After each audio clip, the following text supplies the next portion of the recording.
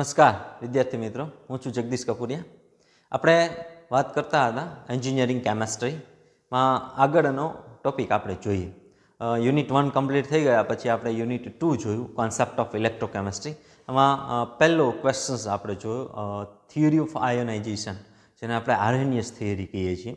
આર્હેનિયસ નામના વૈજ્ઞાનિકે જે ડિરાઇવ કરેલી છે જુદી જુદી theory, A bunch of theory છે, એમને આપણે ફર્સ્ટ ક્વેશ્ચન્સમાં જોઈ. એમના પછી પહેલા ક્વેશ્ચન્સમાં જે છેલ્લો જે થિયરી હતી આર્હેનિયસની, એમણે એવું કીધું કે degree of ionisation of the solution will be different. એટલે કે જે ઇલેક્ટ્રોલાઇટ સોલ્યુશન છે કે જેમનું આયોનાઇઝેશન થાય છે, એ દરેક આયોનાઇઝેશન થતા સોલ્યુશનનું જે ડિગ્રી ઓફ આયોનાઇઝેશન છે, એટલે કે આયનીકરણ અંશ છે, એ જુદો જુદો હોય છે. આવું આર્હેનિયસે એમની થિયરીમાં કીધું છે. તો આજે આપણે એ ડિગ્રી ઓફ આયોનાઇઝેશન અને factor affecting on degree of ionisation છે જોવાનો છે, આજનો મેઇન ક્વેશ્ચન્સ છે. પણ પહેલાં આપણે એ જોઈએ કે ડિગ્રી ઓફ આયોનાઇઝેશન એટલે શું. આજનો ક્વેશ્ચન છે factor affecting on degree of ionisation, એટલે કે આયનીકરણ અંશ ઉપર અસર કરતા પરિબળ. આર્હેનિયસે જે થિયરી કીધી એમાં છેલ્લો મુદ્દો એવો હતો કે દરેક દ્રાવણનો ડિગ્રી ઓફ આયોનાઇઝેશન એટલે કે આયનીકરણ અંશ છે જુદો જુદો મળે છે. તો એવું શું છે કે આયનીકરણ અંશ છે જુદો જુદો મળે છે? તો આપણે સૌપ્રથમ એ જોઈએ કે what is the mean of degree of ionisation, એટલે કે આયનીકરણ અંશ એટલે શું. સ્ટેપ બાય સ્ટેપ આપણે જે ક્વેશ્ચનને જોતા જઈએ અને એકવાર ડિગ્રી ઓફ આયોનાઇઝેશન આપણે ખબર પડી જાય, આયનીકરણ અંશ આપણે એક વખત જાણી લઈએ, પછી એમની ઉપર અસર કરતા પરિબળો છે એ સમજવા થોડા સહેલા પડશે. તો જોઈએ what the mean of degree of ionisation. The fraction of the total number of molecules of an electrolytes that ionize in solution is called the degree of ionization. એટલે કે આયનિક પદાર્થ કેટલી માત્રામાં આયનોમાં વિયોજિત થાય છે તે દર્શાવતા આંકને આયનીકરણ અંશ કહેવામાં આવે છે. Once we dissolve the electrolytes material in the solution in the water, એક વખત આપણે જ્યારે પાણીમાં કોઈ પદાર્થને ઓગાળીએ છીએ અને ઓગાળીએ ત્યારે જે આયનો ઉત્પન્ન થાય છે, જનરેટ થાય છે, એ આયનો કેટલા પ્રમાણમાં ઉત્પન્ન થયા છે એ દર્શાવતા આંકને આપણે ડિગ્રી ઓફ આયોનાઇઝેશન છે કહેશું. કેટલો આયોનાઇઝ સોલ્યુશનમાં કેટલો ઇલેક્ટ્રોલાઇટ છે આયોનાઇઝ થાય છે, એટલે કે NaCl. હવે પહેલી રિક્વાયરમેન્ટ એ છે કે પદાર્થ ઇલેક્ટ્રોલાઇટ્સ હોવો જોઈએ, બરાબર. ઇલેક્ટ્રોલાઇટ્સ એટલે કે પાણીમાં દ્રાવ્ય થતો હોવો જોઈએ ને દ્રાવ્ય થઈ અને આયન ઉત્પન્ન કરતો હોવો જોઈએ. દ્રાવ્ય તો થાય જ છે, જેમ કે ખાંડ પણ પાણીમાં દ્રાવ્ય થાય જ છે, પણ ખાંડમાં આયોનિક બંધ નથી. શુગર જેને આપણે કહીએ તો એ શુગરમાં આયોનિક બંધ નથી. આયોનિક બંધ નથી એમાં આયનો ઉત્પન્ન નથી થતા. આયનો કેવા પદાર્થોમાં ઉત્પન્ન થાય કે જેમની અંદર જે પદાર્થમાં આયોનિક બંધથી જોડાયેલા હોય, બે જુદા જુદા પરમાણુ અને એક અણુ બનતા હોય, એવા પદાર્થને આપણે આયોનિક બંધ ધરાવતા પદાર્થો કહીએ છીએ. આવા પદાર્થોને જ્યારે પાણીમાં ઓગાળીએ ત્યારે એમાં આયનો ઉત્પન્ન થાય, ઓગળે અને આયનો ઉત્પન્ન થાય. તો આયનો કેટલા પ્રમાણમાં ઉત્પન્ન થયા છે એ દર્શાવતા આંકને આપણે આયનીકરણ અંશ કહીએ છીએ. અને આર્હેનિયસ નામના વૈજ્ઞાનિકે પણ એ જ કીધું કે દરેક પદાર્થના આયનીકરણ અંશ છે જુદા જુદા મળે છે. તો શું કામ મળે છે? તો સૌપ્રથમ આપણે જોઈએ કે vote the mean of degree of ionisation. A definition એવી છે કે આયનિક પદાર્થ કેટલી માત્રામાં આયનોમાં વિયોજિત થાય છે તે દર્શાવતા આંકને આપણે આયનીકરણ અંશ કહીએ. તો એમનું એક પર્ટિક્યુલર ફોર્મેટ છે, અથવા તો આપણે એમ કહીએ કે સૂત્ર છે. એક સૂત્ર એવું છે, degree of ionisation is equal to number of molecule ionise divided by total number of molecule dissolve. એટલે કે આયનીકરણ અંશને ગુજરાતીમાં જો કેવું હોય તો એવું કહી શકીએ કે આયનોમાં વિયોજિત થયેલા અણુઓની સંખ્યા અને છેદમાં લીધેલા કુલ અણુઓની સંખ્યાનો જે તફાવત છે એ તફાવતને આપણે ડિગ્રી ઓફ આયોનાઇઝેશન કહીએ છીએ. સમજી લો કે સમજવા માટે આપણે સમજી લો કે 10 સમજવા માટે 10 NaClના અણુઓ લીધેલા છે અને એમને પાણીમાં આપણે ઓગાળીએ છીએ. તો 10 NaClના અણુઓ લીધેલા, તો ટોટલ સમજી લો કે 8 ડિઝોલ્વ થયા છે, ટોટલ 10. તો આમનો ડિગ્રી ઓફ આયોનાઇઝેશન છે એ 0.8 આવશે. સમજી લો કે હવે ખાંડ લઈએ, શુગર લઈએ, તો એમાં 0 આવે, તો કહી શકાય નહીં કે એમનો ડિગ્રી ઓફ આયોનાઇઝેશન જનરેટ જ ન થાય. શું કામ? તો કે આયનો જ ઉત્પન્ન ન થાય, બરાબર. આયનો ઉત્પન્ન નથી થતા તો એમનો ડિગ્રી ઓફ આયોનાઇઝેશન ન આવે. પણ સમજી લો કે NaClમાં આપણે 10 NaCl લીધેલા છે, સમજવા માટે છે, આવું પોસિબલ નથી. આપણે ટોટલ કેવી રીતે પોસિબલ થાય એ આપણે જોશું. 8 એમના આયોન બને છે, 8 Na પ્લસ 8 Cl માઇનસ બને છે, ટોટલ 10 છે, તો ડિગ્રી ઓફ આયનાઇઝેશન 0.8 આવે. આ મેક્સિમમ ડિગ્રી ઓફ આયનાઇઝેશન 1 આવશે. એકથી વધારે ક્યારે હશે નહીં. કારણ શું કામ? તો કે લીધેલા કુલ અણુઓની સંખ્યા જ એમનાથી ડિવાઈડ થશે. એવું ક્યારેય નહીં થાય કે 10 લીધેલા છે અને 15 ઓગળશે, 15 આયનો બનશે, એવું ક્યારેય નહીં થાય. એટલા માટે એમનો 1.5 ક્યારેય ડિગ્રી ઓફ આયનાઇઝેશન આવશે નહીં. મેક્સિમમ ડિગ્રી ઓફ આયનાઇઝેશન છે 1 આવશે. તો આ છે ડિગ્રી ઓફ આયનાઇઝેશન. હવે આ ડિગ્રી ઓફ આયનાઇઝેશન જે મળે છે, આયનીકરણ અંશ જે આપણને મળે છે, એમની ઉપર ઘણા બધા ફેક્ટર્સ છે અફેક્ટ કરશે. જેમ કે આપણે NaCl લઈએ છીએ, આયનિક બંધ ધરાવતા પદાર્થો છે, NaCl એમાં આવે છે. તો આયનિક બંધ ધરાવતા પદાર્થની પ્રકૃતિ કેવી છે, દ્રાવકની પ્રકૃતિ કેવી છે, તાપમાન કેવું છે, મંદ કેટલું કરીએ છીએ, આવા જુદા જુદા ફેક્ટર છે એમની ઉપર અફેક્ટ કરશે. તો સ્ટેપ બાય સ્ટેપ આપણે એ જોઈએ કે આયનીકરણ અંશ ઉપર અસર કરતા પરિબળો, જુદા જુદા 4 પરિબળો છે કે જે આયનીકરણ અંશ ઉપર અસર કરે છે. આ 4 પરિબળો સ્ટેપ બાય સ્ટેપ આપણે જોતા જોઈએ. સૌપ્રથમ જોઈએ નેચર ઓફ આયોનિક કમ્પાઉન્ડ, એટલે કે આયનિક પદાર્થની પ્રકૃતિ. આપણે જોઈએ છીએ factor affecting on degree of ionisation, આયનીકરણ અંશ ઉપર અસર કરતા પરિબળો. એમાંનું પહેલું છે factor affecting on degree of ionisation. તો કંઈક એવું છે કે the compound which are undergoing ionise which dissolve in water are called electrolytes. એટલે કે જે પદાર્થનું જલીય દ્રાવણમાં આયનીકરણ થાય છે તેને આપણે વિદ્યુત વિભાજ્ય કહીએ છીએ. વિદ્યુત વિભાજ્ય એટલે કે એવું પદાર્થ બને છે અથવા તો એવું દ્રાવણ છે કે જે વિદ્યુત પ્રવાહને પસાર થવા દે છે. તો જેનું જલીય દ્રાવણ નથી બનતું, જે પદાર્થનું જલીય દ્રાવણ નથી બનતું, તો એમને આપણે નોન ઇલેક્ટ્રોલાઇટ્સ જ કહીશું. જલીય દ્રાવણ બને છે પણ આયનીકરણ નથી થતું, એમને પણ આપણે નોન ઇલેક્ટ્રોલાઇટ્સ જ કહીશું. એટલે આપણે એ અહીંયા એડ કરતા નથી, આપણે ઇલેક્ટ્રોલાઇટ્સનું કામ છે. તો જે પદાર્થનું જલીય દ્રાવણમાં આયનીકરણ થાય છે તેવા પદાર્થને આપણે ઇલેક્ટ્રોલાઇટ્સ કહીશું. આ ઇલેક્ટ્રોલાઇટ્સના 2 પ્રકાર છે, strong electrolytes and weak electrolytes. એટલે કે પ્રબળ વિદ્યુત વિભાજ્ય અને નિર્બળ વિદ્યુત વિભાજ્ય. Strong electrolytes, weak electrolytes. Strong ઇલેક્ટ્રોલાઇટ્સમાં એવું છે કે સ્ટ્રોંગ એટલે બધા strong acid, strong base, strong salt ને આપણે સ્ટ્રોંગ ઇલેક્ટ્રોલાઇટ્સ કહીશું. અને વીક ઇલેક્ટ્રોલાઇટ્સ એટલે કે નિર્બળ વિદ્યુત વિભાજ્યમાં બધા નિર્બળ એસિડ, નિર્બળ બેઝ અને નિર્બળ સોલ્ટ છે એ લઈ લેશું. તો સ્ટ્રોંગ ઇલેક્ટ્રોલાઇટ્સમાં કયા કયા આવે છે? તો કે સ્ટ્રોંગ એસિડ છે, HCl છે, H2SO4 છે, HNO3 છે, એ પ્રબળ એસિડ છે કે જે સ્ટ્રોંગ ઇલેક્ટ્રોલાઇટ્સમાં આવે છે. પ્રબળ બેઝમાં કયા કયા આવે છે? તો કે NH4OH, NaOH, sodium hydroxide, potassium hydroxide, KOH એ સ્ટ્રોંગ બેઝ છે, એ પણ સ્ટ્રોંગ ઇલેક્ટ્રોલાઇટ્સમાં આવે છે. સોલ્ટમાં કોણ આવે છે? તો કે NaCl છે, KCl છે, જે સ્ટ્રોંગ સોલ્ટ છે કે જેમનું આયનીકરણ સરળતાથી થઈ જાય છે. જ્યારે વીક ઇલેક્ટ્રોલાઇટ્સમાં નિર્બળ એસિડ, નિર્બળ બેઝ સોલ્ટ છે, એવો સોલ્ટ કે જેનું ઝડપથી આયનાઇઝેશન થતું નથી. નિર્બળ એસિડમાં કોણ આવે છે? Formic acid, HCOOH, acetic acid CH3COOH. નિર્બળ બેઝમાં NH4OH અને એમોનિયા, આવા પ્રકારના મટીરિયલ આવે છે. ક્ષારમાં NH4Cl, મિથાઇલેમાઇન, આવા પ્રકારના જે મટીરિયલ છે એ આપણે નિર્બળ ઇલેક્ટ્રોલાઇટ્સ તરીકે લેશું અથવા તો નિર્બળ સોલ્ટ તરીકે લેશું કે જે નિર્બળ વિદ્યુત વિભાજ્ય છે, વીક ઇલેક્ટ્રોલાઇટ્સ છે. અહીંયા આપણે એક સેન્ટેન્સ હજુ એડ કરશું કે આયનિક પદાર્થની પ્રકૃતિ કેવી હોય તો આયનીકરણ અંશ છે વધારે ઓછું મળે. તો કે જો આયનિક પદાર્થમાં પ્રબળ વિદ્યુત વિભાજ્ય છે એમનો આયનીકરણ અંશ હંમેશા નિર્બળ વિદ્યુત વિભાજ્ય કરતાં વધારે મળે છે. The degree of ionisation of strong electrolytes is always greater than weak electrolytes. આવા પ્રકારની એક જે સેન્ટેન્સ છે અહીંયા આપણે એડ કરશું તો જ આપણે ખબર પડશે કે nature of ionic compound how to affect degree of ionisation. તો અહીંયા આપણે એક સેન્ટેન્સ એડ કરશું કે પ્રબળ વિદ્યુત વિભાજ્યનો આયનીકરણ અંશ હંમેશા નિર્બળ વિદ્યુત વિભાજ્ય કરતાં વધારે હોય છે. The degree of ionisation of strong electrolytes are always greater than weak electrolytes. તો આ થયું the nature of ionic compound, એટલે કે આયોનિક પદાર્થની પ્રકૃતિ કેવી છે, એમના ઉપર factor affecting of degree of ionisation શું કહે છે. એમના પછી બીજું છે ધ નેચર ઓફ સોલ્વન્ટ, એટલે કે દ્રાવકની પ્રકૃતિ કેવી છે, એમના પર પણ આયનીકરણ અંશ છે આધાર રાખે છે. જોઈએ nature of solvent.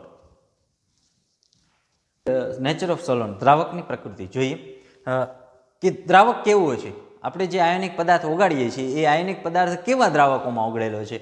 The nature of solvent affect ionisation to a large extent. Ionic પદાર્થનું આયનીકરણ દ્રાવકની પ્રકૃતિ ઉપર પણ આધાર રાખે છે. કેવી રીતે આધાર રાખે છે જોઈએ.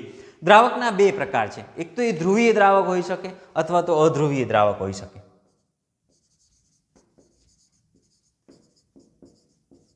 અથવા તો અધ્રુવીય દ્રાવક હોઈ શકે.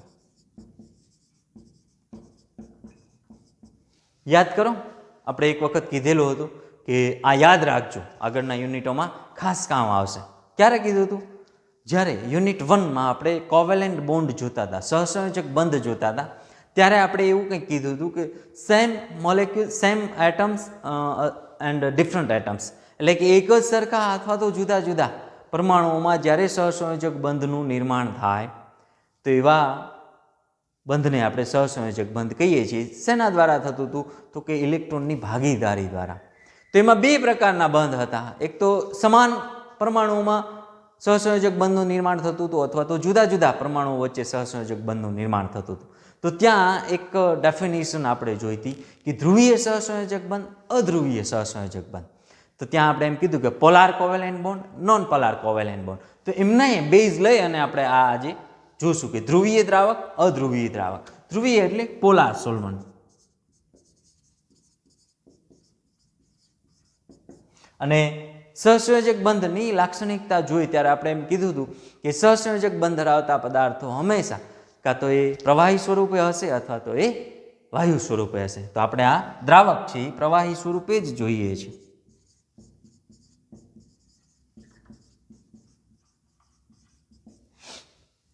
તો ધ્રુવીય દ્રાવક, સૌથી સારામાં સારું ધ્રુવીય દ્રાવક જો કોઈ હોય તો આપણે જાણીએ છીએ water.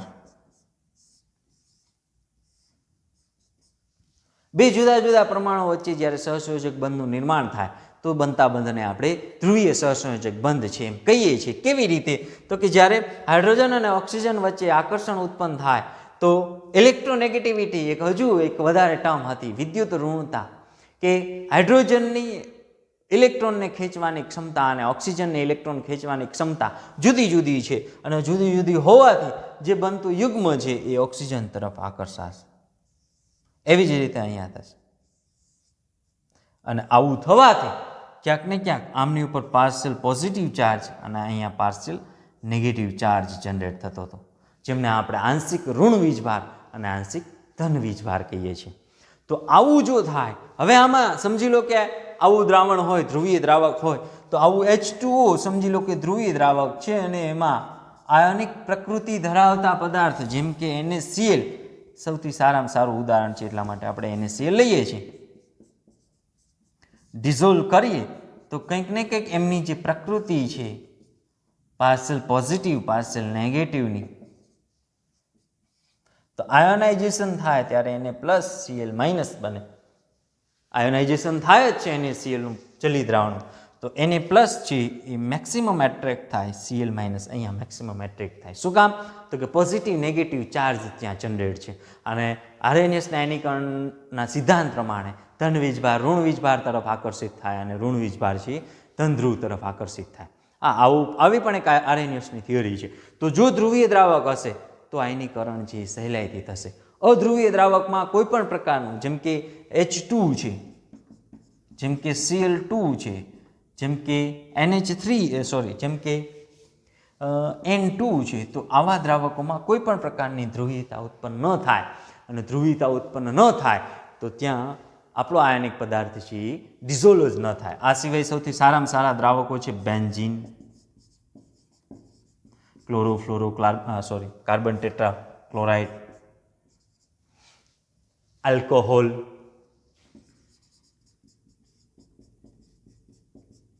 like CH3C, CH3OH, C2H5OH. આવા પ્રકારના દ્રાવકોમાં કોઈ પણ પ્રકારની ધ્રુવીયતા જોવા મળતી નથી. તો આવું જો દ્રાવણ હોય, ધ્રુવીય દ્રાવક હશે તો ત્યાં આયનીકરણ અંશ હંમેશા વધારે થશે, આયનીકરણ અંશ એમનો વધશે, અને અધ્રુવીય દ્રાવક હશે તો આયનીકરણ અંશ છે ઓછો હશે. એમ કહેવા કરતાં એમ કે ત્યાં જલી દ્રાવણ, ત્યાં કોઈ પણ પ્રકારનું આયનાઇઝેશન થશે જ નહીં. શું કામ? તો કે કોઈ આયનો છે જ નહીં. Na+ ને Cl- ને આકર્ષશે, જેમ કે H2 + NaCl તમે કરો તો Na+Cl-H2 પડ્યો રહે એઝ ઇટ ઇઝ, કંઈ પણ પ્રકારનું એટ્રેક્શન થાય જ નહીં. જ્યારે અહીંયા સિમ્પલ એટ્રેક્શન જનરેટ થાય અને એટ્રેક્શન જનરેટ થવાને લીધે ત્યાં આયનો છે મેક્સિમમ જનરેટ થાય. એટલા માટે આ બેઝિકલી Na+ ને Cl- હોય જ, પણ જલીય દ્રાવણ એમનું નથી, એટલા માટે એમનું આયોનાઇઝેશન થયું એમ કહેવાય જ નહીં. ઓકે, તો the polar solvent is a greater ionization degree of ionization than non-polar solvent. એટલે કે ધ્રુવીય દ્રાવકોનો આયનીકરણ અંશ અધ્રુવીય દ્રાવકો કરતાં હંમેશા વધારે હશે. એવી એક સેન્ટેન્સ આપણે અહીંયા એડ કરી દઈશું કે ધ્રુવીય દ્રાવકો કરતાં અધ્રુવીય દ્રાવકો કરતાં અધ્રુવીય દ્રાવકોનો આયનીકરણ અંશ હંમેશા વધારે હશે. The degree of ionization of polar solvent is always greater than non-polar solvent. તો આવા પ્રકારના જો ધ્રુવીય દ્રાવકો હશે તો આયનીકરણ અંશ હંમેશા વધશે. તો દ્રાવકની પ્રકૃતિ ઉપર કેવી રીતે આધાર રાખે? તો કે જો ધ્રુવીય દ્રાવક હશે તો આયનીકરણ અંશ હંમેશા સારો મળશે અને અધ્રુવીય દ્રાવકો હશે તો આયનીકરણ અંશ જોવા મળશે જ નહીં. ઓકે, તો આ હતું નેચર ઓફ સોલ્વન્ટ એટલે કે દ્રાવકની પ્રકૃતિ. ડાયલ્યુશન ઓફ સોલ્યુશન એટલે કે દ્રાવણની મંદતા. દ્રાવણ કેટલા પ્રમાણમાં મંદ છે એમના ઉપર આપણો આયનીકરણ અંશ છે આધાર રાખે છે. જોઈએ શું કહેવા માગે છે. The ionic substance that makes the solution extremely dilute are completely ionise. એટલે કે દ્રાવણને અતિ મંદ બનાવતા આયનિક પદાર્થનું સંપૂર્ણ આયનીકરણ થાય છે. એટલે સિમ્પલ જો સમજવા માટે કહીએ કે એક ચપટી મીઠું લઈએ અને 1 થી 2 કે 5 લીટર જો પાણી લેવામાં આવે તો ટોટલ આયોનાઇઝેશન થઈ જાય. જેમ વધારે મંદ દ્રાવણને બનાવવામાં આવે એમ એમનું ટોટલ આયોનાઇઝેશન છે જોવા મળે છે. એટલે કે હવે શું થયું, 1 ચમચી મીઠું એટલે સમજી લો કે 20 ગ્રામ 25 ગ્રામ કે સમજી લો કે 30 ગ્રામ મીઠું છે, 50 ગ્રામ મીઠું છે. 50 ગ્રામ મીઠું લઈ અને 5 લીટર પાણી લઈ લઈ તો એ અતિ મંદ દ્રાવણ થયું, એમાં કદાચ મીઠાનો ટેસ્ટ આવે પણ નહીં. તો ત્યાં એનું ટોટલ આયોનાઇઝેશન થઈ જાય એટલે કે સંપૂર્ણ આયનીકરણ થઈ જાય. The degree of ionisation can be increased by the diluting the solution of substance which low degree of ionisation. એટલે કે આયનીકરણ અંશ ઓછા હોય તેવા પદાર્થોના દ્રાવણને મંદ બનાવી તેનો આયનીકરણ અંશ છે વધારી શકાય. તો જેમ સોલ્યુશનને વધારે ડાયલ્યુટ કરતા જઈએ, દ્રાવણને વધારે ડાયલ્યુટ કરતા જઈએ, મંદ કરતા જઈએ, એમ એમનો ડિગ્રી ઓફ આયોનાઇઝેશન છે વધી જાય. કારણ કે આપણે ડિગ્રી ઓફ આયોનાઇઝેશનમાં કેટલું દ્રાવણ કેટલું લીધું છે, બરાબર, કેટલું દ્રાવક લીધું છે એ કંઈ માગેલું નથી, કેટલું આયોનાઇઝ થયેલું છે એ માગે. ડિગ્રી ઓફ આયોનાઇઝેશન આપણે જોયું ત્યારે ડિગ્રી ઓફ આયોનાઇઝેશન એટલે કે વિયોજિત થયેલા અણુઓ અને છેદમાં કુલ અણુઓ, બરાબર, ડિસોસિએટ આયન્સ એન્ડ ટોટલ આયન્સ એવું આપણે કીધેલું છે. તો દ્રાવક કેટલું લીધું છે, પાણી કેટલું લીધું છે આપણે ક્યાંય જોતા નથી. તો જેમ દ્રાવણને મંદ કરશો એમ એમનું સંપૂર્ણ આયનીકરણ થઈ જશે. Thus, the dilution of the solution is a factor affecting the degree of ionization.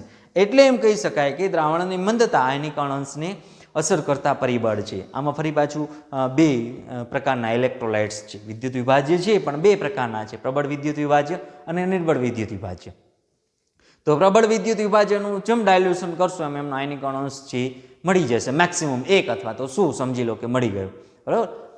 કાં તો એ મેક્સિમમ 1 આવે અથવા તો આપણે જો વેઇટ બાય વોલ્યુમ જો કરવા જઈએ તો એ 100 આવે, પણ આપણે વેઇટ બાય વોલ્યુમ જ છે, વોલ્યુમ બાય વોલ્યુમ જ જોશું તો આપણને એ 1 મળશે. પણ જો નિર્બળ વિદ્યુત વિભાજ્ય હોય તો દ્રાવણની મંદતાના વર્ગમૂળના સમપ્રમાણમાં આવે. દ્રાવણ કેટલું મંદ થયું છે એમના વર્ગમૂળના સમપ્રમાણમાં અંડરરૂટના inversely proportional to under root of dilution of solution એમના પ્રમાણમાં આવે. તો હવે મંદ થાય તો કેવી રીતે થાય? સમજી લો કે આપણે દ્રાવણને મંદ કરીએ છીએ તો મંદ થયેલું દ્રાવણ છે એ વધારે ડિગ્રી ઓફ આયોનાઇઝેશન એમનો આયનીકરણ અંશ છે વધારે જોવા મળે. તો કેવી રીતે આપણે જાણી શકીએ? તો સમજી લો કે સિમ્પલ બેઝિક એક્ઝામ્પલ લઈએ કે 1 કિલો મીઠું લઈએ, 1 કિલો મીઠું લઈએ. હવે એમને આપણે એમનો ડિગ્રી ઓફ આયોનાઇઝેશન જોવો છે અને મંદતાના સમપ્રમાણમાં જોવો છે. તો સમજી લો કે 1 કિલો મીઠું અહીંયા NaCl લઈએ છીએ અને સાથે 1 લીટર વોટર લઈએ છીએ. તો એનો ડિગ્રી ઓફ આયોનાઇઝેશન જોવું હોય તો 1 કિલો મીઠુંમાં સમજી લો કે 1 લીટર પાણી છે, બરાબર. ત્યારે ધારવા માટે આપણે ધારી લઈએ એ 400 ગ્રામ ઓગળે છે. અહીંયા ટોટલ 1000 ગ્રામ છે. તો ડિગ્રી ઓફ આયનાઇઝેશન આવશે આપણે 0.4. હવે સમજી લો કે મીઠું સેમ 1 કિલો મીઠું છે NaCl છે અને આનું ડાયલ્યુશન આપણે વધારીએ છીએ એટલે કે 3 લીટર પાણી લઈએ છીએ તો ડિગ્રી ઓફ આયોનાઇઝેશન છે એ કેટલો મળશે તો કે અહીંયા સમજી લો કે 700 ગ્રામ થયો, ડિઝોલ્વ થયો 700 ગ્રામ, અહીંયા તો 1000 ગ્રામ ફિક્સ છે તો અહીંયા ડિગ્રી ઓફ આયોનાઇઝેશન આવશે 0.7. હજુ સમજી લો કે મીઠું એઝ ઇટ ઇઝ છે, હજુ વધારે ડાયલ્યુશન કરીએ છીએ, 10 લીટર પાણી લઈએ છીએ તો ડિગ્રી ઓફ આયોનાઇઝેશન જોઈએ તો અહીંયા આવશે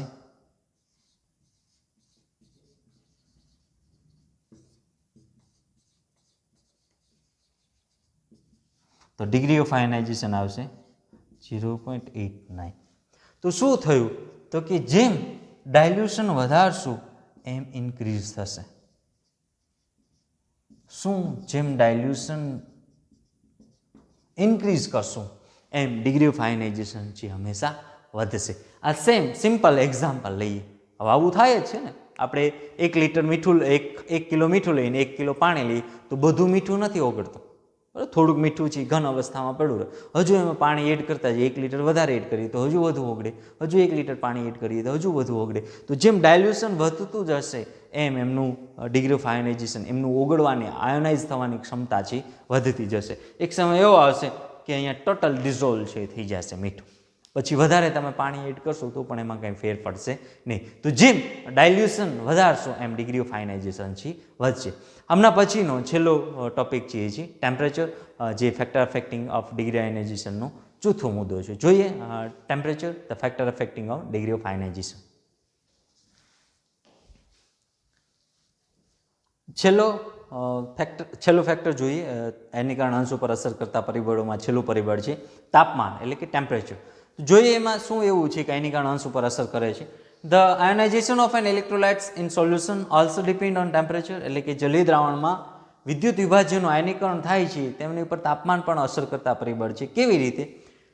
Higher the temperature, greater is the ionization because ionization is an endothermic process. જેમ તાપમાન વધારે એમ આયનીકરણ અંશ વધારે. શું કામ? તો કે આયનીકરણ જે છે એ એન્ડોથર્મિક પ્રોસેસ છે. તો એ કેમિસ્ટ્રીનો એક પર્ટિક્યુલર એક પાર્ટ છે એન્ડોથર્મિક પ્રોસેસ, એટલે કે એવી પ્રક્રિયા કે જે પ્રક્રિયા દરમિયાન ક્યાંક ને ક્યાંક ઉર્જા ઉત્પન્ન થતી હોય. તો એન્ડોથર્મિક પ્રોસેસ પોતે જે ઉર્જા ઉત્પન્ન થાય છે જેમ ટેમ્પરેચર વધારશું એમ એ વધારે આયોનાઇઝેશન થશે. એટલા માટે એમ કહીએ છીએ કે higher the temperature greater is the ionisation. જેમ તાપમાન વધશે એમ આયોનાઇઝેશન વધશે. છેલ્લે at higher temperature the increased molecular velocity overcome the force of attraction between the ions and consequently the ionization is more. Thus the degree of ionization is directly proportional to temperature. એટલે કે તાપમાન વધતા અણુઓ વચ્ચે શક્તિ વધે છે, અણુઓ શક્તિ મેળવે છે અને પરિણામે તેમની વચ્ચે અથડામણ વધુ થાય છે. અને જેમ અથડામણ વધે છે એમ આયનો વચ્ચેનું આકર્ષણ બળ નહીવત થતાં આયનીકરણની માત્રા વધે છે. એટલે આ બે પરમાણુ વચ્ચેનું જે આકર્ષણ બળ છે એ ઓછું થશે એટલે એ તૂટી જશે અને આયનો છે જનરેટ થશે. જેમ આયનો વધે એમ આપણે એમની જ જરૂર છે એટલે એ થયું આયનીકરણ. આયનીકરણ is directly proportional to temperature. Degree of ionisation proportional to temperature એટલે કે આયનીકરણ અંશ તાપમાનના સમપ્રમાણમાં હોય છે કે જેમ તાપમાન વધશે એમ આયનીકરણ અંશ છે વધશે. આમને જો જોવું હોય, આપણે જ્યારે ડાયલ્યુશન જોયું ત્યારે એવું કીધું કે જેમ ડાયલ્યુશન વધારતા જશું એમ ટેમ્પરેચર વધતું જશે. તો ડિગ્રી ઓફ આયોનાઇઝેશનમાં પર્ટિક્યુલર આ પોર્શન જોવું હોય કે જેમ ટેમ્પરેચર વધે એમ આયનીકરણ અંશ કેવી રીતે વધે. તો સિમ્પલ પ્રોસેસ છે એ જો આપણે કેમિસ્ટ્રીની લેબમાં કરીએ ત્યાં પણ ખબર પડી જાય અને આપણે ઘરે કરીએ તો પણ ખબર પડી જાય. તો આ છે ડિગ્રી ઓફ આયોનાઇઝેશનનો છેલ્લું ફેક્ટર અફેક્ટિંગ અને ડિગ્રી ઓફ આયોનાઇઝેશનમાં છેલ્લું છે ટેમ્પરેચર. કેવી રીતે અસર કરે તો જોઈએ કે જેમ ટેમ્પરેચર વધારતા જશું એમ આયોનાઇઝેશન છે એ વધતું જશે. કારણ કે ડાયરેક્ટલી પ્રપોઝનલ, આપણે એવું કીધું કે degree of ionisation is directly proportional to temperature. તો સમજી લો કે કોઈ એક પાત્ર લઈએ આપણે અને નીચે આગ આપતું હોય એવું કોઈ સાધન લઈએ,